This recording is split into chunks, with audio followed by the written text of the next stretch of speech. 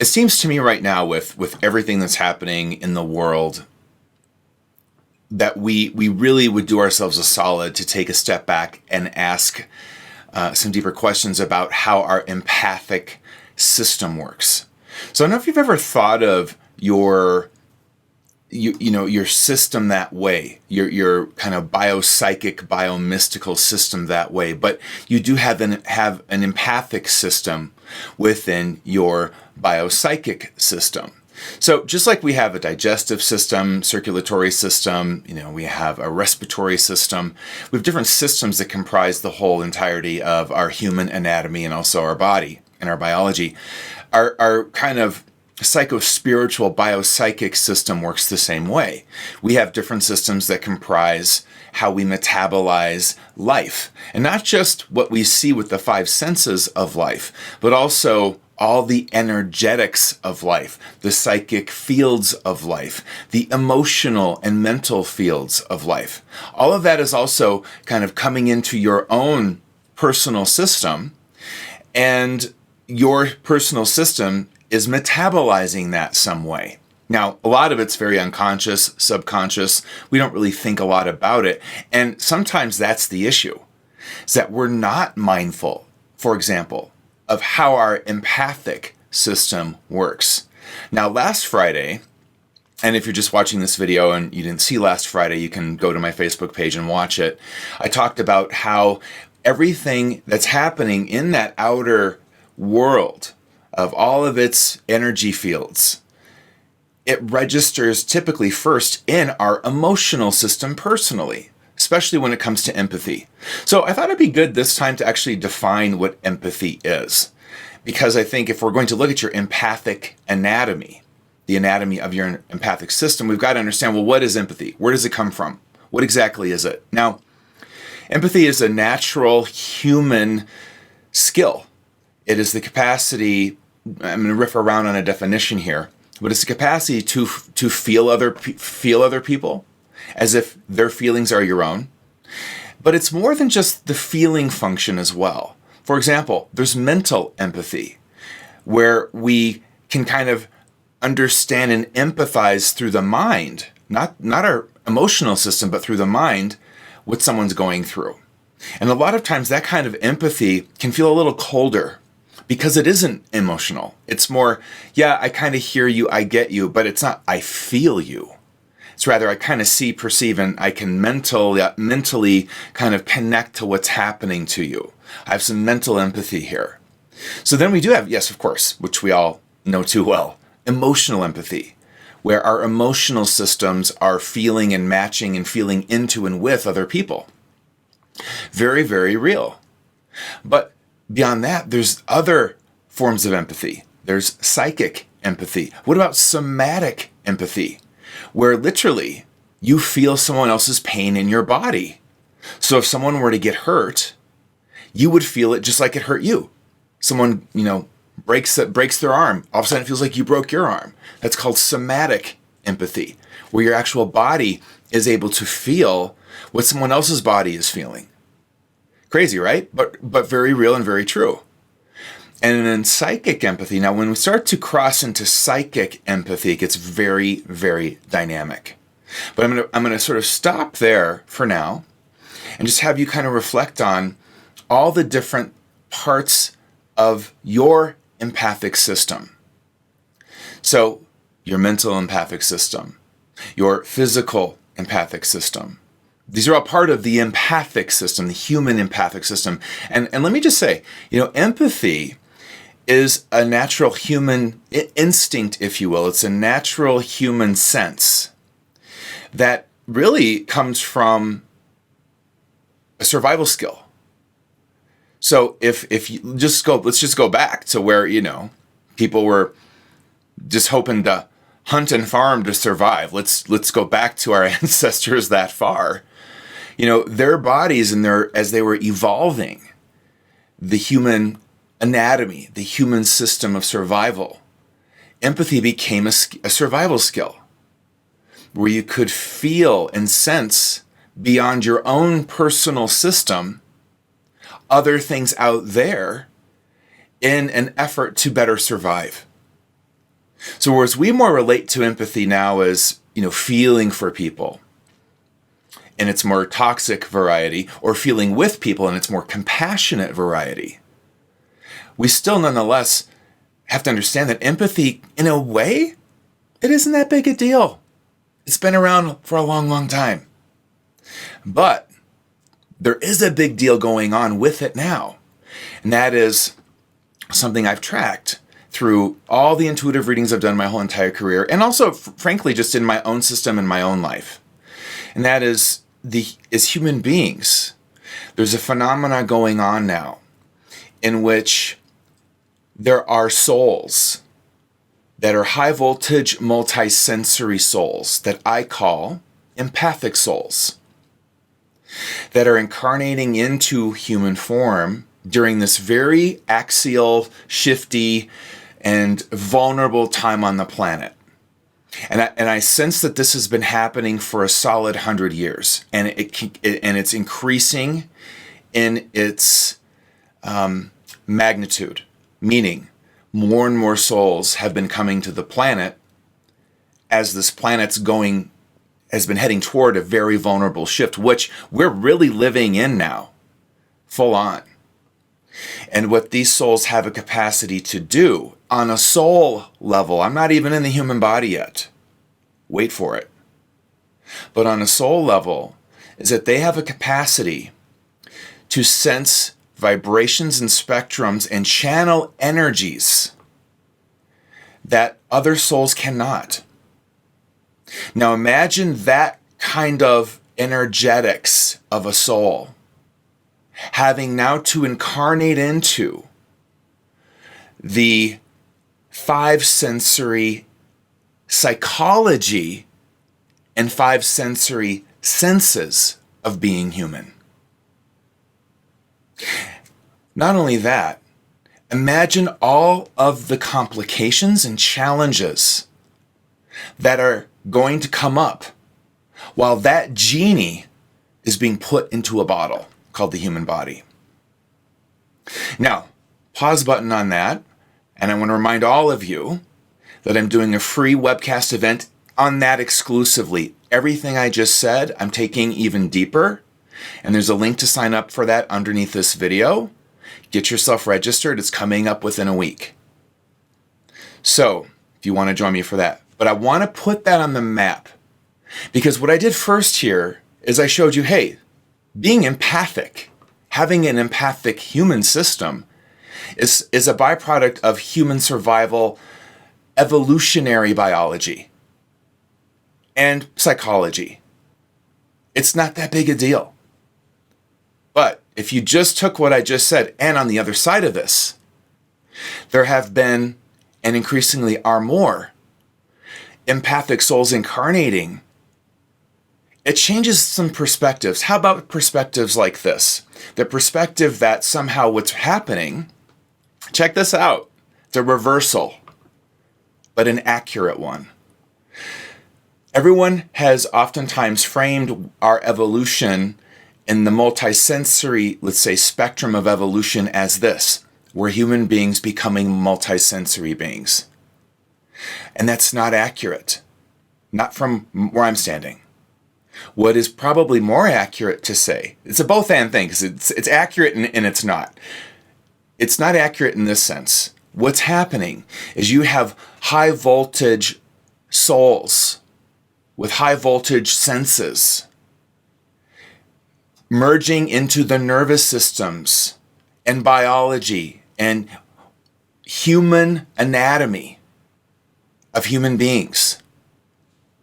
And that voltage of the soul is what's actually speeding along the multisensory evolution we think is happening from the human side out, when in fact it's the soul inside out.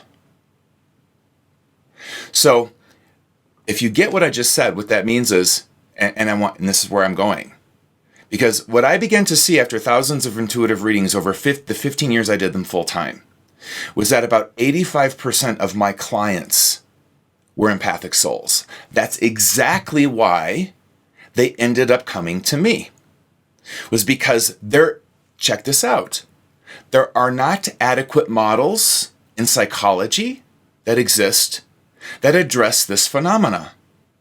There are also, frankly, not adequate models in spirituality and self-help that tend to address this phenomena either. Why would I say that?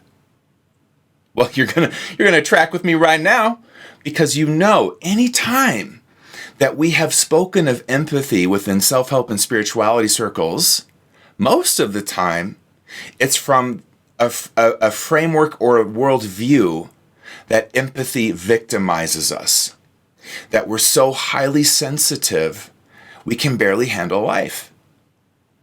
And therefore, we've got to find some way to make the outer world accommodate our sensitivity instead of understanding it this way.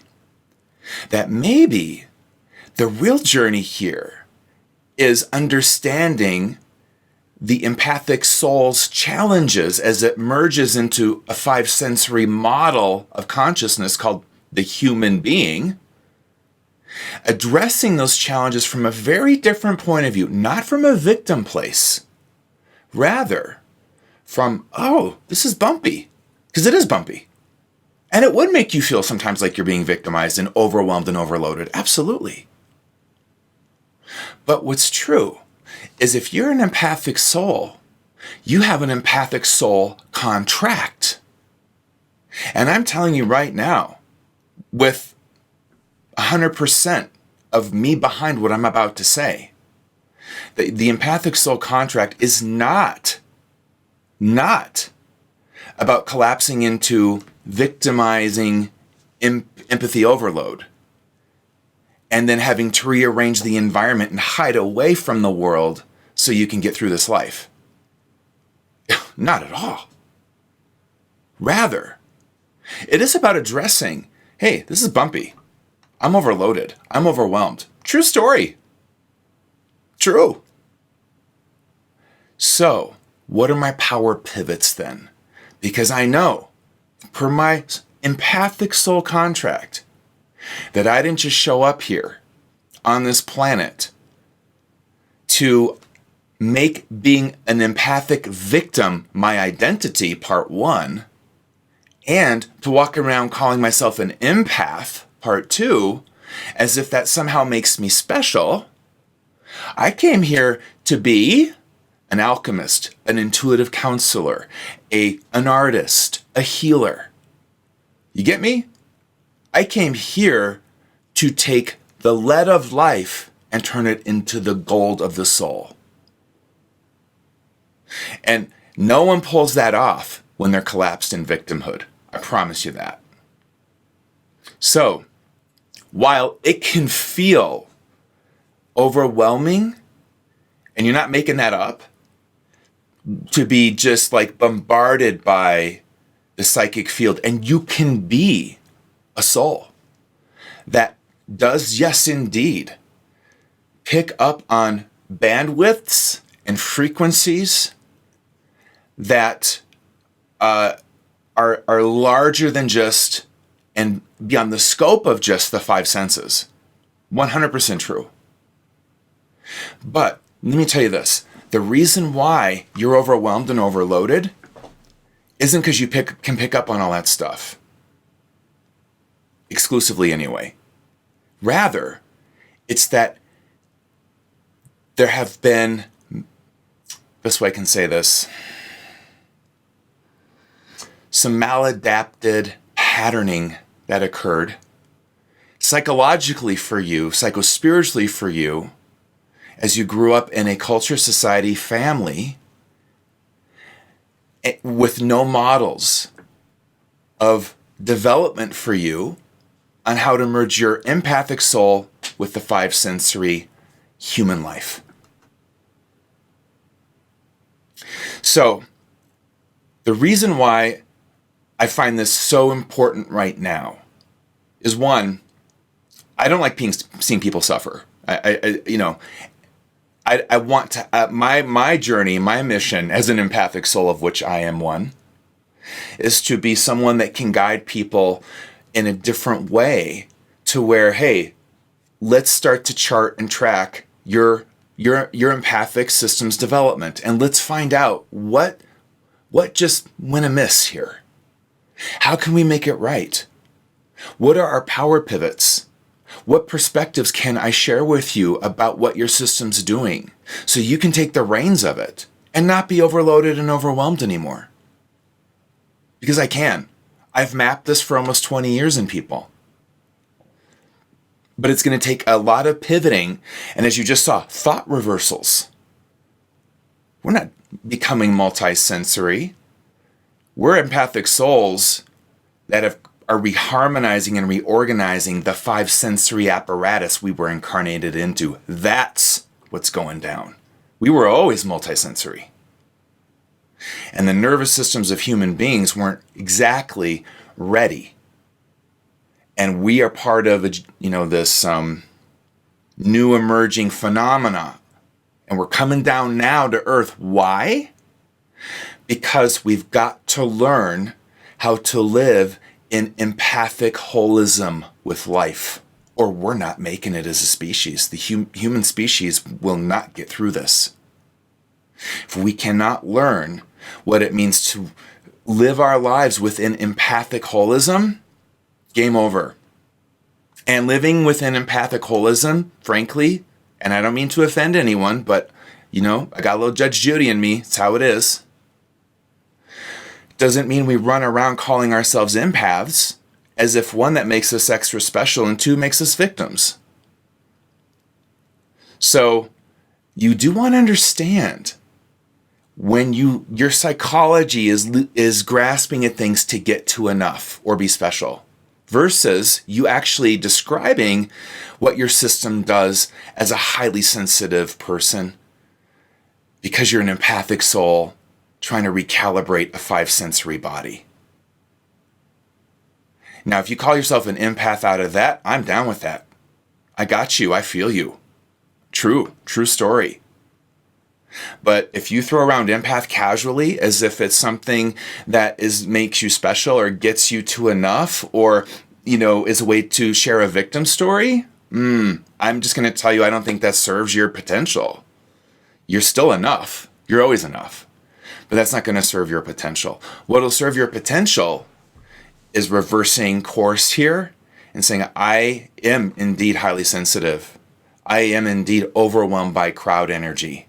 I am indeed able to pick up on thoughts of other people, energies of other people, emotions of other people. I always have. Now, just a sample from where I'm going to go in not only my free webcast event, but also a masterclass I'm launching in about 2 weeks, or actually 1 week, called the Empathic Soul and Love Rebel. I want you to understand that when your empathic soul hits human psychological development, things can get very messy, and oftentimes they do. And what breaks my heart the most about that is that most of us, myself included, have spent a lot of time in therapy and also in our shame spirals, making ourselves wrong because we just felt like we could never get traction in our empowerment or our boundaries. And we kept cycling in relationships with narcissists, vampires, addicts. We ourselves maybe became addicts to cope with all of this, And we never thought, maybe it's just my soul recalibrating all of this. And it's just a messy process. Instead, in our perfectionism, and in the perfectionism injected into our system, and the shame injected into our system, and all that, we started to make ourselves wrong and viewed ourselves more as, well, what's wrong with me? Why can't I get this together?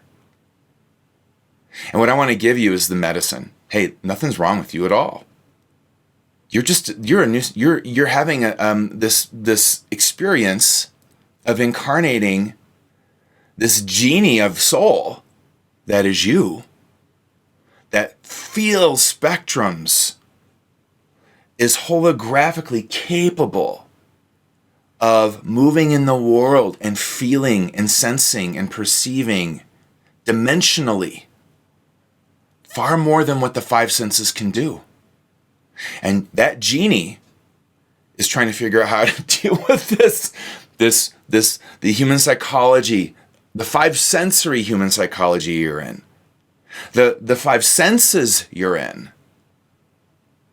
And where were you going to go to get a model of how to do that? You might get some piecemeal help here and there. Sure, we all have. That's how I was able to get on my feet. But I've yet to see an adequate model. And that's why I'm teaching one that actually addresses every single vulnerability, challenge, and the process itself in a way that grounds you in your mystical bio-empathic system. So when we look at the anatomy of your empathic system, we will start, and we should start, at the human level. Mental empathy, emotional empathy. Remember last time I said it's your personal emotional system that's going to register lots of things first? Totally true. But beyond that, we've got to go to somatic empathy. Your body's feeling things. You're picking up on someone else's body and what it's doing. Then we go to the psychic level of empathy. Then we go psycho-spiritual. Then we go psycho-mystical. And I would say what I would do is end up at bio-psychic mystical. Bio-mystical psychic. Whatever. You bring the body back in. But your empathic system is that dynamic and is interwoven with your esteem system. And that is huge. Huge, huge, huge. Because how you, in fact, manage your empathic system is greatly determined by the patterns that manage your esteem system. Think of it this way, the patterns that manage your esteem system, they also manage your empathic system also. What do I mean by that? I'll tell you exactly what I mean by that. One example, and I'm going to go into many more in my masterclass and into my free event. But if you are someone that learned that to be of value to your family, which on a human psychological level is the only thing that's going to matter when you're born. That I have value to my family, because if I have value to my family, they're going to feed me, they're going to clothe me, they're going to protect me, they're going to take care of me. If I don't have value to them, I'm on my own, and I'm only 6 months old. How's that going to work out? So, you come in, just picture this, already jacked up with empathic soul sensitivity in the most beautiful way. And now you're hitting a family that's psychologically shaky. And you feel it. You feel it because you're an empathic soul. And now your empathic soul is hitting human psychological development and survival. And now you've got to figure it out. So the subconscious mind says, let's start with this. Let's start with a codependent pattern where you as a codependent empath are going to feel everyone in your family. And as you feel everyone in your family, the usefulness of that and why I, as a subconscious mind, have you on the case, I'm on the case with you, is because if you feel them, then you can kind of maybe anticipate how to be so that they like you. Because you're going to feel if they like you or not. You're going to feel if they value you or not. And that's all that matters right now. That's what's going to get you through this childhood. Tracking with me? Now, what did I just name? I just named the formation of your esteem system. How you get value. That is what defines your esteem system. how you then in turn not only get value, but frame how you are going to value yourself. All your esteem system. So here we are.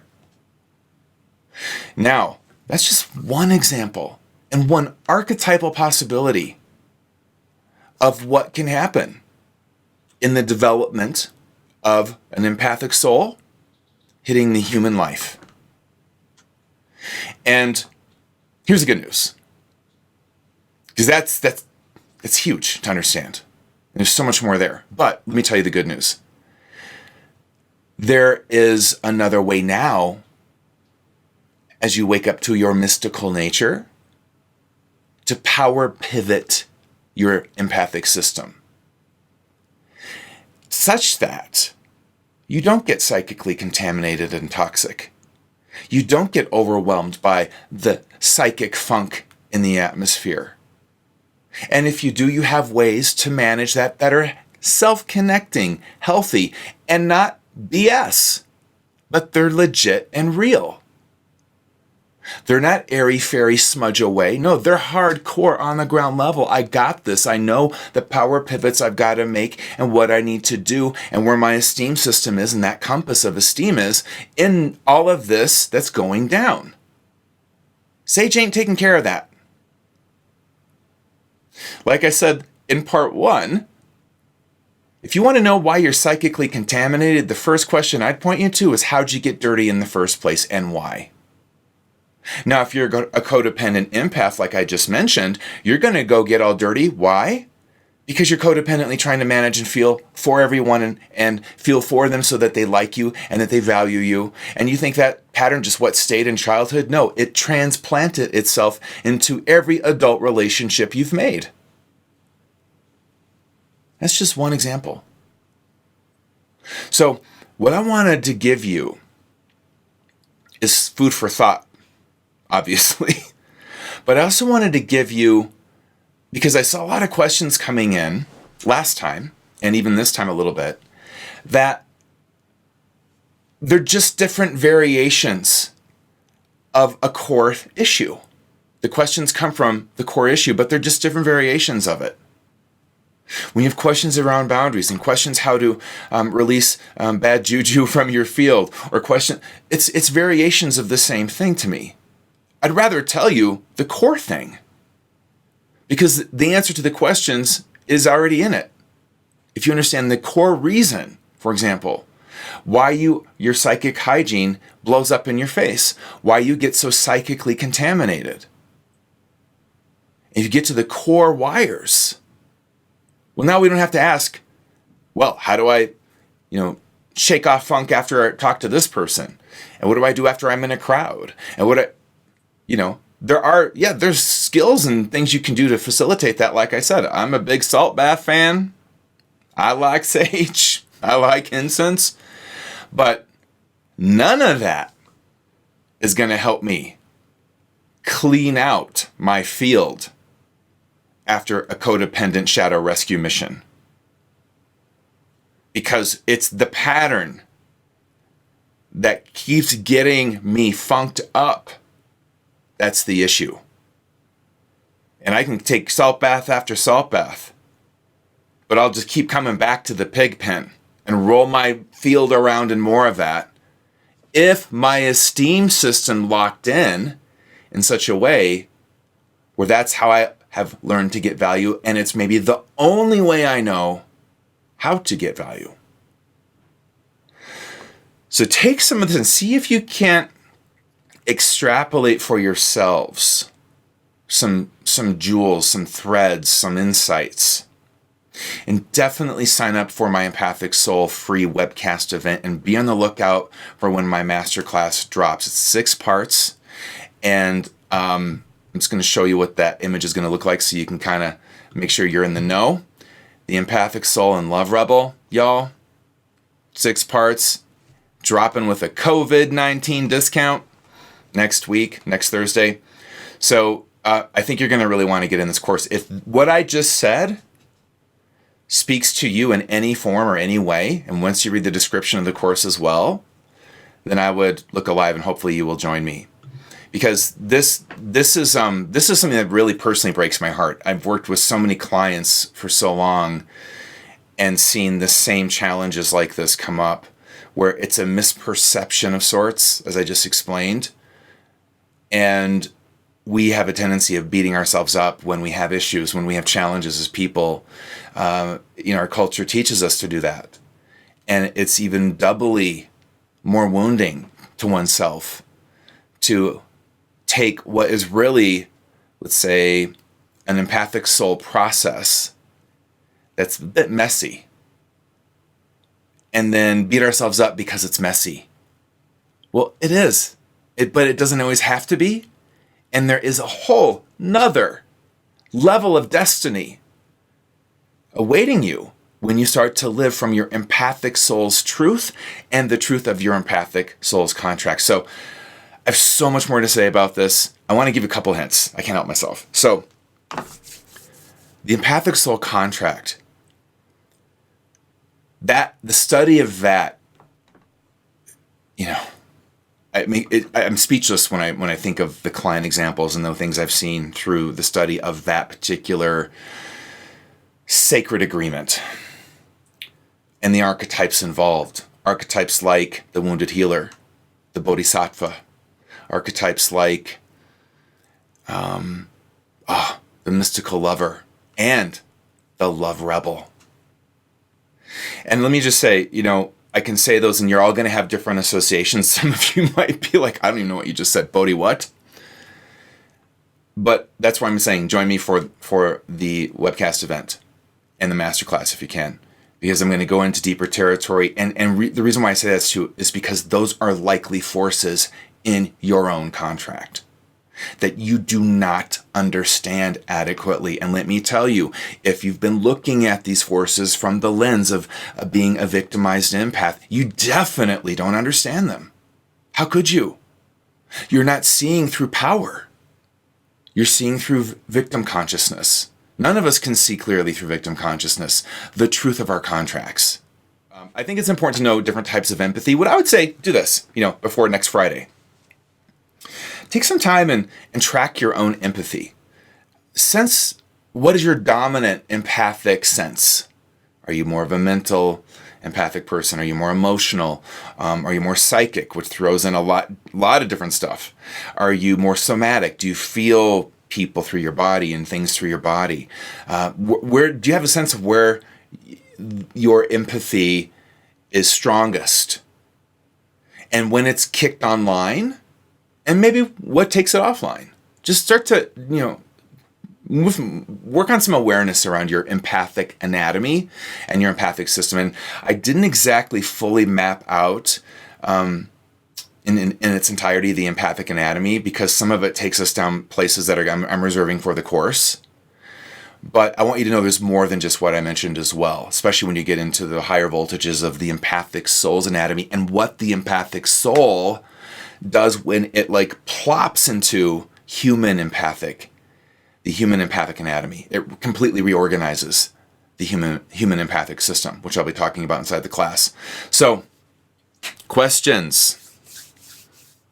Yeah, Lynn Curry asked this: is there a form of empath that's more your knowing system versus your feeling system? Yes, that's actually considered cognitive empathy, where you actually sort of cognitive intuition, which is something that's very strong in me, where you just know things and you kind of know things at that level of empathy. Okay, what else you guys got? Yes, Sarah, is your free class going to help us understand whether I'm actually an empathic soul? I'm assuming that's what you meant. Absolutely. Here's the thing. I want you to understand if you're an empathic soul first. You might already know you are. But if you don't, come to the free thing, because then you'll know if the class that I'm going to teach is right or wrong for you. I'm not one to sit here and do twisty little sales tactics. So I want you in a class that's right for you, period. And if it's not, you shouldn't be in it. And the way that you also know that, by the way, is you would look at my course description when it launches and go, that doesn't quite feel right for me. Okay. Or, that feels right for me. When we're dealing with soul contract territory, folks, your soul's going to pipe up and go, yeah, that class is right for you. You need to join. Or not. Or not. So you're going to feel it. Trust that. So yes, it'll definitely come to that if you're questioning. I'm not really sure. And just come to the free thing. It's free. It'll be a good hour for me going through the Empathic Soul contract a little bit, or in the Empathic Soul. What happens when you second guess yourself, but you know and feel it to be true? Maggie asked this question, and it's a great one. You will end up in an empathic jam, an intuitive empathic jam. And Maggie and everybody, when that happens, then your system kicks into a different dynamic with the trickster archetype. So I'll be talking about that for sure in the course. So just know that when you do that, when you deny empathic truth or intuitive truth, that truth doesn't just go away. It has to go into trickster form. So great question. Love that question. Can you explain what the Love Rebel's MO is? Toby, so let me just say, a lot of you, the Love Rebel, I can't. It requires a 2-hour module. That's why it's in the course. Because it is too holographic for me to just give you a soundbite on what the Love Rebel is. I'll tell you this. It's a countercultural force, which means, check this out, it's not what you think it is. Our thinking is pretty much culturally conditioned, whether we're aware of that or not, a lot of the time. So the Love Rebel, and I should really say mystical Love Rebel, to be more specific, is the rebel because it's countercultural. It is a mystical countercultural force that you cannot pull off the Empathic Soul contract without. You can't do it. Cannot do it. Not in this culture. Absolutely not. That's why it's the Empathic Soul and Love Rebel as the title of my course. You're not pulling off your contract without the Love Rebel. And some of its adjacent archetypal allies that I'll be going through, like the mystical lover. Mystical archetypes, they're beyond the mind. And what you can project onto them things, that doesn't mean that's the force they are. So I'll give you that, Toby. Chew on that a little bit. All right. Can you be a combo of all empaths? Kristen Joy, Budmark, absolutely. I'm breaking things down, with the anatomy of empathy, but that doesn't mean you're only one, because it's a whole anatomy. It's a whole anatomy. Just like you have a mind and a heart, right? So you think thoughts, but you also feel deeper truths. Then you have your gut emotional system. They're all part of a system, but you're not just your gut feelings. You're not just your heart, and you're not just your mind. You're a system. So absolutely, great question. Love that question. Current events have been triggering my empathy big time. How do you use it productively? It's hard to answer that question. Let me tell you why. Because the kind of empathy that's coming through, or let's say the empathic data or empathic energy, may not be healthy in the first place, may not be productive in the first place. So how do you use it productively? All right, here it is. The first thing you do is ask, is this empathic information, one, mine?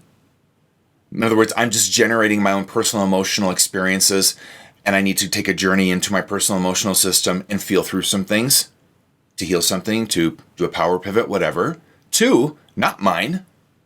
It's bigger than my own system, so I need to acknowledge I am feeling a wave of grief that is coming from the Sudan right now, where there's, once again, genocide on the move. You want to talk about being multisensory? Here you go. That's what that means. You feel fields that are not your own. Now, you can do it unconsciously, which is very messy, and you'll personally think there's something wrong with you, or you can start to mystically adult up a little here and go, wait a minute, this might not be my field. What's it doing in my system is the next question. Because it might be there for a reason. You might have a soul contract with that energy. And you might not. So when you ask that question, I think you're starting to feel like that is too dynamic for me. Just give some simple thing. It's an intuitive a question, demands an intuitive answer, which means it would be specific to whoever's asking it. So, Susie, I think what I would say is you want to look at triggering, and then there's mystical triggering. That's why I got to do a course on this, you guys. There's so many layers to this and nuances. And I don't ever want to present something to you in a way where you take it as a soundbite that's the truth and only truth. There's both and a lot of truth. So, but Susie, first thing, feel through it, see if it's yours. If it is, then there's a process for that. If it isn't, there's a process for that. And I think then, what do we define as productive? What does that mean to you? Does it guide you somewhere? And so there's a lot in there. I love the question because it's actually dynamic, and that's why the answer is dynamic. So I'm riffing around because it requires a kind of answer. Hope. I see empathic abilities as flowing on a spectrum of two truths: unity, all is one, and individuality, we are all separate individuals. Is this spectrum a part of why some people are more empathic than others? Could be. I think that not everyone has the empathic soul. I don't think people fully understand the consciousness and energy of the soul and what that particular force does to human biology and human psychology. So I think it's not as simple, Hope, as just two parts of a spectrum, although I think they are part of the answer or part of the perspective. I think there's more, a lot more. So some people are, so if we look at sociopaths, for example, it's a great example. Sociopaths are people who are, which means that they have no real empathy, it seems, right? But that's not exactly accurate, because what a sociopath has, sometimes as a force of genius in them, is they do have mental empathy. They don't have emotional empathy. That would be accurate. But man, do they have mental empathy. That's how they can match someone's mindset to manipulate them and get into their emotional system through their mindset. That's what a sociopath can be brilliant at. Ted Bundy had that down in spades. So to say he wasn't empathic is not accurate. He damn well was. He just was mentally empathic. His emotional system was not involved.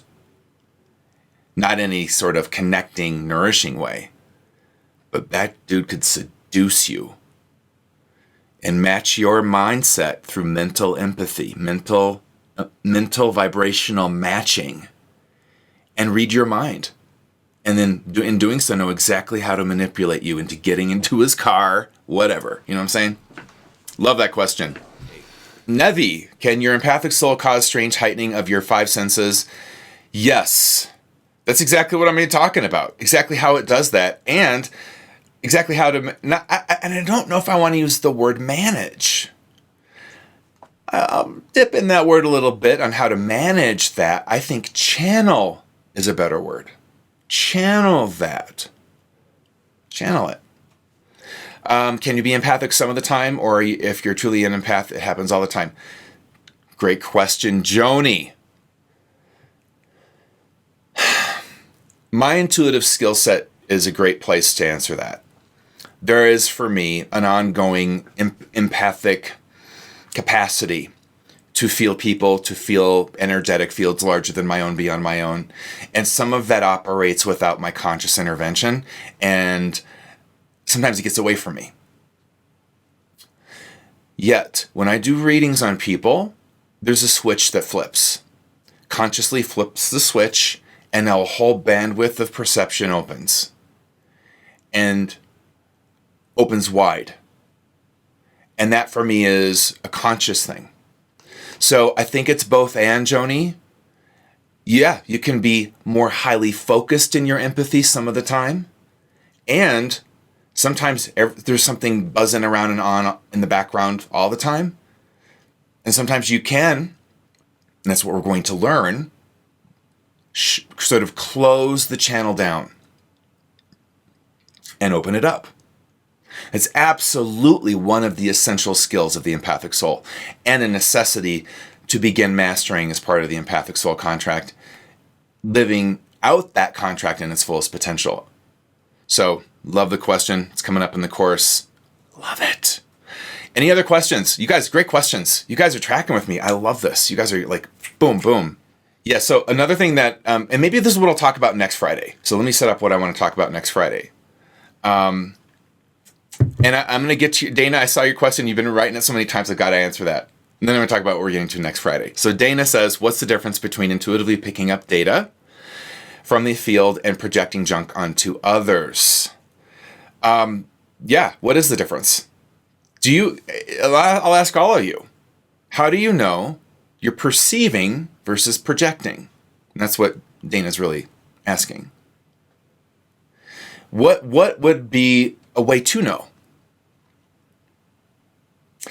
There's a few answers to that. But I will say this, Dana. The thing that matters most, and I've said this so many times, but it's worth repeating all the time. We project versus perceive typically because there's something moving around in our esteem system that has a vested interest in seeing something out there a certain way. So we will project what we'd like it to be instead of see what it really is. Why? Because in seeing it as we would like it to be, somehow there's a payoff of us getting closer to being enough. That's one answer. Like I said, there's many answers to this. I'll let you guys take that. 2, to begin to wrangle in whether you're perceiving or projecting with, let's just say, intuitive perception and with your empathic skills requires shadow work.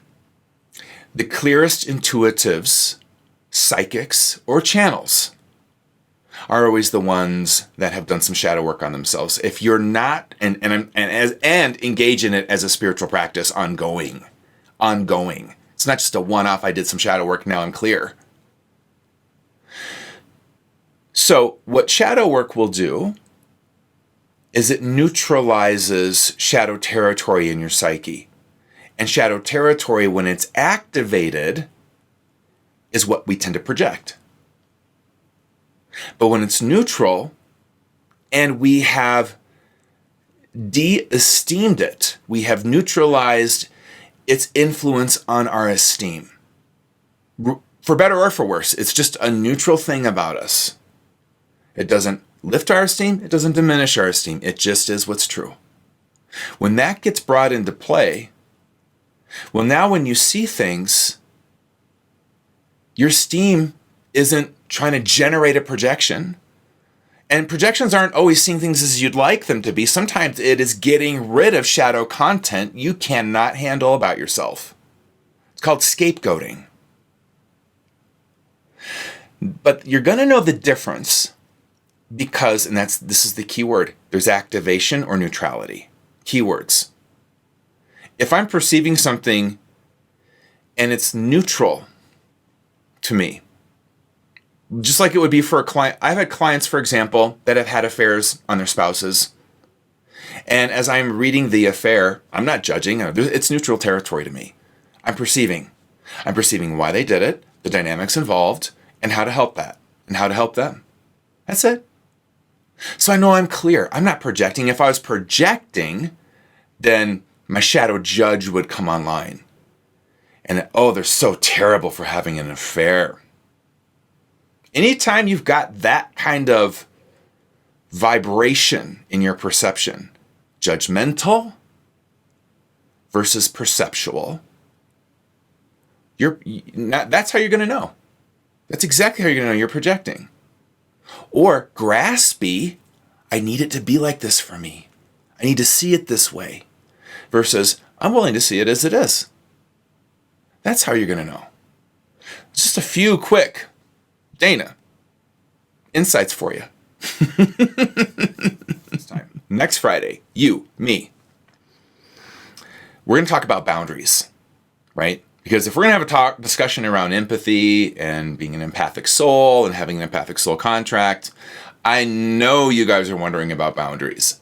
So what I'll do is we'll talk about boundaries in your empathic system a little bit next time. Now, if you want to make sure you're ready to rock, get into my free event, and we'll do an evaluation on you on whether you're an empathic soul or not. I'm going to show you. And I'm gonna venture to say you probably are. One, those tend to be the students of my classroom tend to always be empathic souls. Two, you're in my classroom, so there you go. And three, synchronicity has you here. Whether you're new to me or not, or been following me forever, synchronicity brought you here. And I would tend to bet on that's because you're an empathic soul.